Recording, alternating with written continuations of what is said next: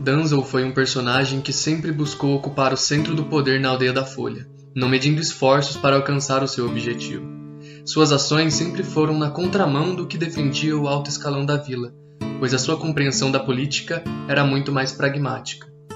Para defender os interesses da aldeia, não havia nada que ele não fizesse. Se fosse preciso provocar a chacina de um grupo para garantir a paz, ele não hesitaria. Se fosse preciso submeter jovens a um treinamento absolutamente cruel e desumano para que estes se tornassem seus soldados obedientes, ele não hesitaria. Se fosse preciso trair os membros da vila para chegar ao poder, ele não hesitaria. Por essas razões, pode-se dizer que para Danzel, na política, os fins justificam os meios.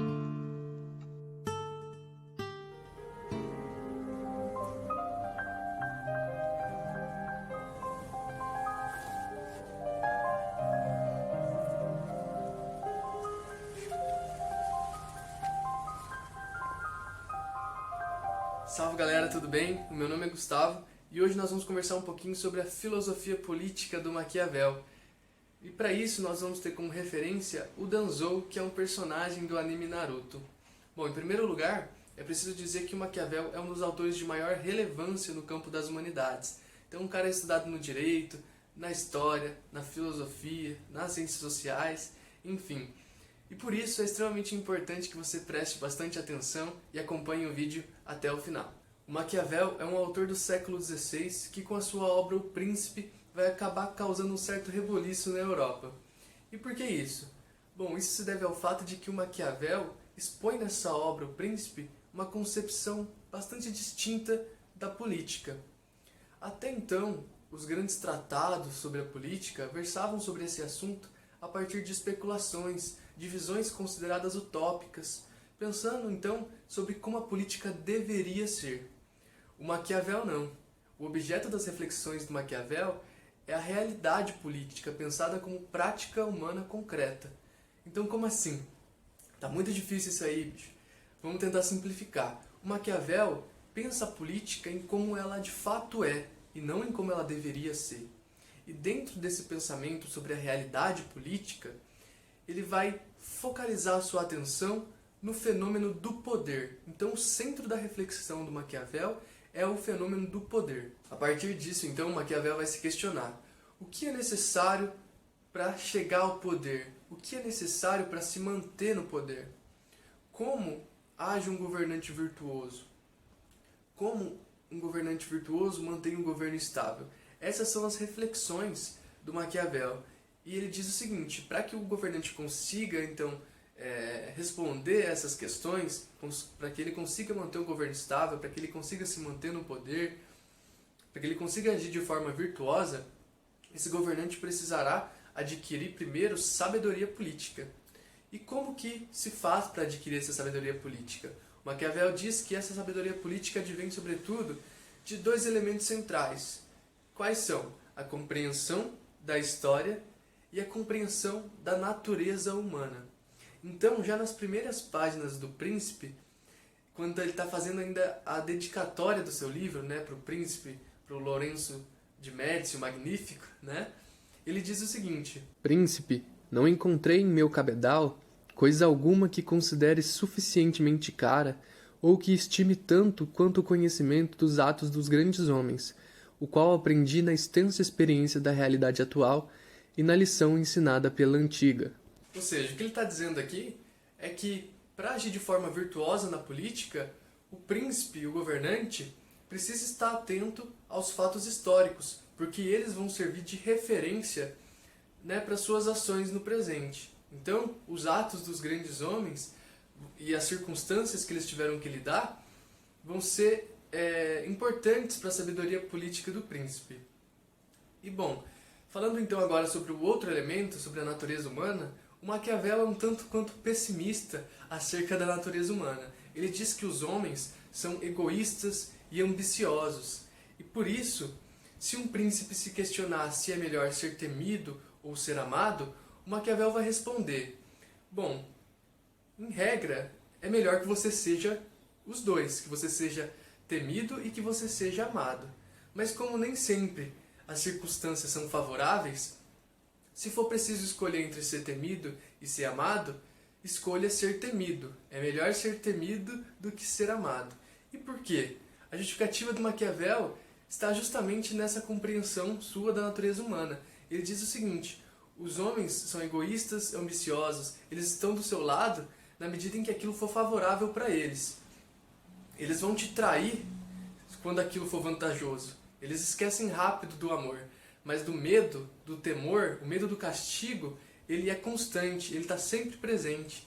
Então os homens vão pensar muito mais em trair alguém que eles temem do que alguém que eles amam.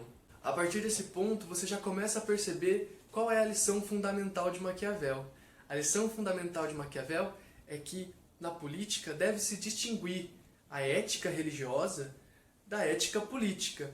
Uma coisa é agir conforme manda a ética religiosa, que manda você ser benevolente, você ser uma boa pessoa a todo momento. E outra coisa é a ética política, que é muito mais pragmática. Você deve fazer aquilo que é necessário fazer para se manter no poder, para manter o governo estável. Você precisa fazer aquilo que for necessário, ainda que do ponto de vista da ética religiosa, aquela ação não seja uma boa ação. Tá? Você precisa saber distinguir as coisas para ser um governante virtuoso.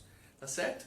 Então, Maquiavel diz o seguinte: o bom governante deve saber equilibrar a virtude e a fortuna. E o que são essas coisas?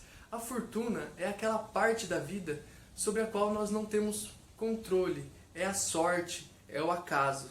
Tudo bem?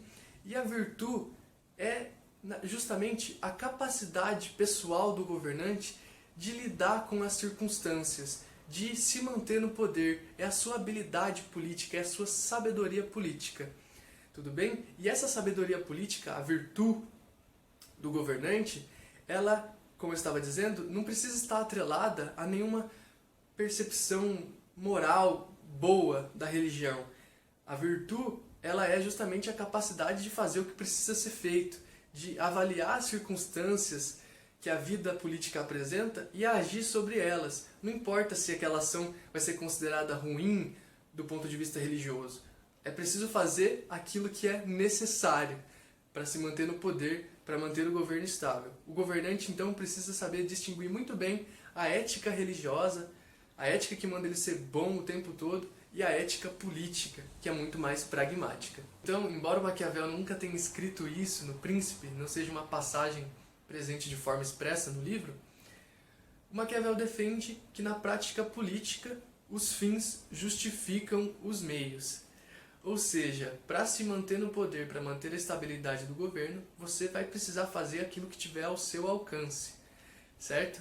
Então eu pergunto a vocês, será que o Danzou tinha como seu livro de cabeceira O Príncipe do Maquiavel? Afinal de contas, a sua prática política era muito semelhante ao que diz o Maquiavel no Príncipe.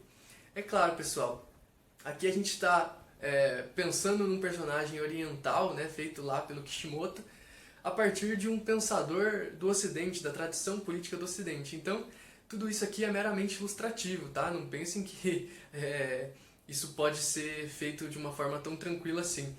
Mas é só para que vocês tenham o Danzou como referência, para que vocês possam se lembrar, eventualmente numa prova, no vestibular da vida, do pensamento maquiaveliano, né? Principalmente o pensamento elaborado na obra O Príncipe. Porque ainda eu preciso acrescentar uma coisa aqui nesse vídeo de hoje. O Maquiavel, a sua obra, O Príncipe, foi muito apropriada, ou seja, muito utilizada por certos grupos políticos do século XVII para defender as monarquias absolutistas, né? Embora esse termo esteja em desuso hoje em dia pelos historiadores. Então, muitas pessoas pensam que o Maquiavel era um defensor da monarquia, do absolutismo e coisa e tal, quando na verdade o Maquiavel era um republicano, certo?